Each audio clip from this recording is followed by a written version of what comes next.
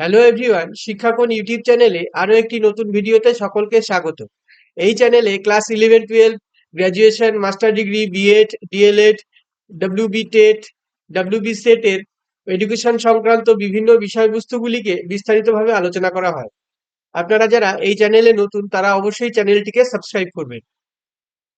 আজকের আলোচ্য বিষয় শিক্ষকের দায়িত্ব। শিক্ষক হলো সমাজের একটি মেরুদণ্ড।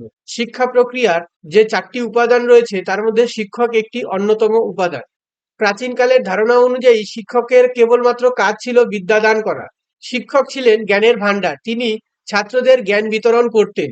আধুনিক শিক্ষার উদ্দেশ্য শুধুমাত্র জ্ঞান অর্জন নয়, পরিপূর্ণ ব্যক্তিত্বের বিকাশ করাই শিক্ষার অন্যতম উদ্দেশ্য। তাই আজকের শিক্ষকের কর্মপরিধি অত্যন্ত ব্যাপক। আজকে শিক্ষকের কাজ কেবলমাত্র শ্রেণীকক্ষে সীমাবদ্ধ নয়। বর্তমান আধুনিক শিশুকেন্দ্রিক শিক্ষায় শিক্ষার্থীরা জীবনের বিচিত্র ক্ষেত্র থেকে নানা ধরনের জ্ঞান এবং অভিজ্ঞতা অর্জন করে থাকে। এজন্য শিক্ষার্থীর কাজে সহযোগী বন্ধুর ন্যায় তাকে সাহায্য করতে হয়। আধুনিক ধারণা অনুযায়ী তিনি শুধুমাত্র জ্ঞানদাতা নন, তিনি হবেন শিক্ষার্থীর বন্ধু, দার্শনিক ও পথপ্রদর্শক। শিক্ষক প্রসঙ্গে বিভিন্ন শিক্ষাবিদদের মতামতগুলি ক্যামেনিয়াস বলেছেন, শিক্ষক হলো শিশুর জ্ঞানের পরিচালক। কিন্ডারগার্টেন শিক্ষা পরিকল্পনার উদ্যোক্তা ফ্রয়েবেল শিক্ষালয়কে বানিয়েছেন শিশু উদ্যান। শিশুরা সেখানে চারাগাছ এবং শিক্ষক হলেন মালি। মাদাম মারিয়া মন্তেশ্বরীও তার শিক্ষা ব্যবস্থায় শিক্ষিকাকে বলেছেন পরিচালিকা। অর্থাৎ বিভিন্ন মতামত থেকে বোঝা যায় যে আধুনিক শিক্ষাক্ষেত্রে শিক্ষক হলেন শিক্ষার্থীর সহায়ক, বন্ধু এবং পথপ্রদর্শক। আধুনিক শিক্ষাক্ষেত্রে শিক্ষকের যে সকল দায়িত্বগুলি রয়েছে সেগুলি হলো পাঠদান বা শিক্ষাদান। শিক্ষাদান শিক্ষকের প্রথম এবং প্রধান দায়িত্ব। শিক্ষক বিষয়বস্তু সম্পর্কে যথেষ্ট ওয়াকিবহাল হবেন ও সেই মতো নিজেকে তৈরি করবেন। ছাত্রদের মধ্যে প্রেরণা জাগ্রত করবেন। উপযুক্ত পদ্ধতি অবলম্বন করে শিক্ষার্থীদের বিষয়বস্তু আত্মীকরণে সহায়কের ভূমিকা পালন করবেন।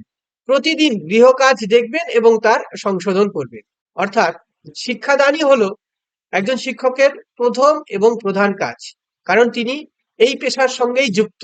শিক্ষাক্ষেত্রে শিক্ষার্থীদের প্রেরণা জাগ্রত করবেন, বিভিন্ন বিষয়বস্তু সম্পর্কে নিজে জানবেন এবং শিক্ষার্থীদের আগ্রহী করে তুলবেন তা জানার জন্য, এবং শিক্ষার্থীদের প্রদান করা গৃহকাজ প্রত্যেকদিন দেখবেন এবং তা সংশোধন করে দেবেন। শিক্ষার বিভিন্ন বিষয়বস্তু সম্পর্কে শিক্ষার্থীদের প্রেরণা প্রদান করবেন।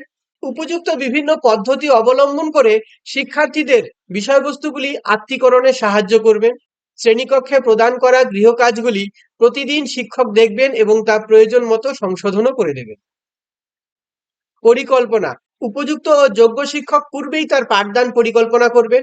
সপ্তাহে কতটা বিষয়ে তিনি শিক্ষার্থীদের শেখাবেন, প্রতিদিন শ্রেণীকক্ষে নির্ধারিত সময় কিভাবে ব্যয় করবেন তা তিনি আগেই পূর্ব পরিকল্পনা করে রাখবেন। অর্থাৎ একজন আদর্শ শিক্ষকের দায়িত্ব হবে তিনি পরিকল্পনা ভিত্তিক পাঠদান করবেন।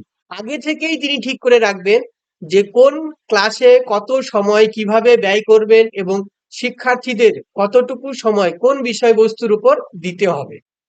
পরবর্তী পয়েন্ট, পাঠ্যক্রম নির্ধারণ। আধুনিক শিক্ষা ব্যবস্থায় শিক্ষকের একটি অন্যতম কার্যাবলী হলো পাঠ্যক্রম নির্ধারণ।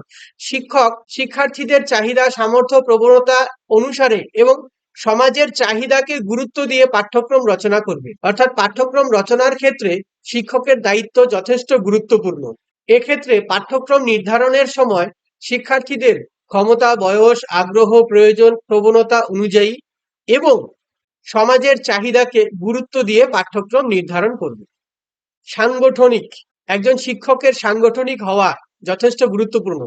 বিদ্যালয়ের আসবাবপত্র, পাঠ্যক্রম পরিকল্পনার বিভাজন, শিক্ষার্থীদের শ্রেণী বিভাজন, সময় তালিকা, সহ পাঠ্যক্রমিক কার্যাবলী, পরীক্ষাগার, গ্রন্থাগার, নানা ধরনের সাংগঠনিক কাজের দায়িত্ব শিক্ষককে নিতে হবে। বিদ্যালয় পরিচালনার জন্য একজন শিক্ষক পাঠ্যক্রম নির্ধারণ থেকে শুরু করে পাঠ্যক্রমের বিভাজন, শ্রেণীকক্ষে শিক্ষার্থীদের বিভাজন, সময় তালিকা তৈরি করা, সহ পাঠ্যক্রমিক কার্যাবলীতে অংশগ্রহণ, পরীক্ষাগার এবং শিক্ষক সক্রিয়ভাবে পালন করবেন। মূল্যায়ন। শিক্ষার্থীর পঠন পাঠন বা তার পারদর্শিতা কতটা হয়েছে তা নিরূপণ করা বা পরিমাপ করা ভীষণ প্রয়োজন। তা না হলে ভবিষ্যতের পথে এগোনো যাবে না। তাছাড়া শিক্ষকের জানা দরকার শিক্ষার্থীর ত্রুটি কোথায়, দুর্বলতা কোথায়। এসবের জন্য পরীক্ষা, অভিক্ষা, মূল্যায়নের ব্যবস্থা তার একটি কর্তব্যের মধ্যেই পড়ে। অর্থাৎ শিক্ষা চলাকালীন সময়ে শিক্ষার্থীদের পারদর্শিতা এবং দক্ষতা পরিমাপের জন্য তাদের মূল্যায়ন করা প্রয়োজন। তাহলেই বোঝা যাবে শিক্ষার্থীদের পারদর্শিতা এবং দুর্বলতাগুলি। এই কারণেই শিক্ষার্থীদের বিভিন্ন মূল্যায়ন ব্যবস্থা, অভিক্ষা ও পরীক্ষাগুলি শিক্ষকের কার্যাবলীর অন্তর্গত। সুসম্পর্ক: শিক্ষার্থী, অভিভাবক ও সমাজের অন্যান্য দায়িত্বশীল ব্যক্তিবর্গের সঙ্গে সুসম্পর্ক বজায় রাখার দায়িত্ব শিক্ষকের। তার বিভিন্ন সহকর্মী এবং প্রধানের সঙ্গে সুসম্পর্ক বজায় রাখা প্রয়োজন। এজন্য শিক্ষকের যথেষ্ট সামাজিক দায়িত্বশীলতা থাকা দরকার। আধুনিক শিক্ষায় শিক্ষার্থীদের সর্বাঙ্গীন বিকাশের জন্য শিক্ষার্থী, অভিভাবক এবং সমাজের বিভিন্ন ব্যক্তিবর্গের সঙ্গে সুসম্পর্ক বা সমন্বয় বজায় রাখার দায়িত্ব শিক্ষকের। প্রত্যেকটি শিক্ষক বা শিক্ষিকা তাদের সহকর্মীদের পাশাপাশি প্রতিষ্ঠানের প্রধানের সঙ্গে সুসম্পর্ক বজায় রেখে শিক্ষা পরিকল্পনা পরিচালনা করা দায়িত্বের মধ্যেই পড়ে। পরের পয়েন্ট, তথ্য রক্ষণাবেক্ষণ। শিক্ষার্থী সম্পর্কে নানা ধরনের তথ্য রাখা দরকার। ওই সকল তথ্য শিক্ষার্থীর ভবিষ্যৎ পরিচালনা এবং পরিমাপ করার জন্য প্রয়োজন। শিক্ষক যত্ন সহকারে ওই সকল তথ্য গ্রহণ এবং রক্ষণাবেক্ষণ করবে। শিক্ষার্থীদের আদর্শ ভবিষ্যৎ জীবন গঠনের জন্য নানা ধরনের নির্দেশনা এবং পরামর্শদানের প্রয়োজন রয়েছে। এই সকল প্রক্রিয়ায় শিক্ষার্থীর শিক্ষাগত তথ্য থাকা বাঞ্ছনীয়। প্রতিটি শিক্ষক বা শিক্ষিকার দায়িত্ব হবে শিক্ষার্থীর শিক্ষা সংক্রান্ত বিভিন্ন তথ্যগুলিকে সুন্দরভাবে সংগ্রহ করে রক্ষণাবেক্ষণ করবেন। পথ প্রদর্শক ও সুপরিচালনা: শিক্ষক শুধু শিক্ষার্থীদের তত্ত্বাবধান বা সুপারভিশন করবেন তাই নয়, শিক্ষকের কাজ হলো শিক্ষার্থীদের পঠন পাঠন কাজকর্মের জন্য পরিচালকের কাজ করা। সকল ছাত্র তো বটেই, এমনকি যারা অনগ্রসর তাদের অপসঙ্গতির দিকটিকে বিশেষভাবে নজর দিতে হবে।